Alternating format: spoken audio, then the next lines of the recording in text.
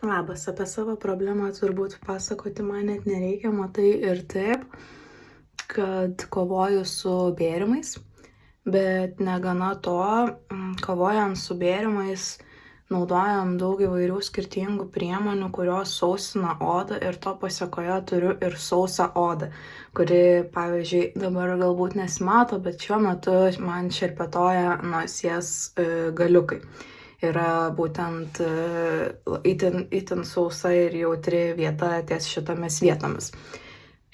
Ar aš kompleksuoju ir jaučiuosi nepatogiai dėl savo odos? Taip, nors ir stengiu perlipti per save, mažiau naudoti makiažo priemonių, kad nekimšti dar labiau odos.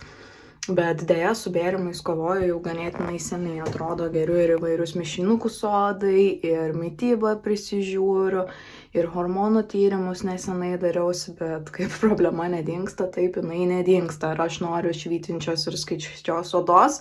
Tai žinoma, kad taip. Ar iššūkiai mums kelia didesnį pasitikėjimą, tikslo siekimą ir geresnių rezultatų pasiekimą? Tikrai taip, dėl to aš noriu jungtis į 28 dienų švytinčios odos su MEF iššūkį. Jei galiu aš, gali ir tu. Ir mes galim pakeisti savo problematišką odą. Taigi, kviečiu ir tave jungtis į šį iššūkį, nes manau, kad mes tikrai galime turėti švytinčią, skaisčią ir gražią odą, dėl kurios mums nereikės kompleksuoti.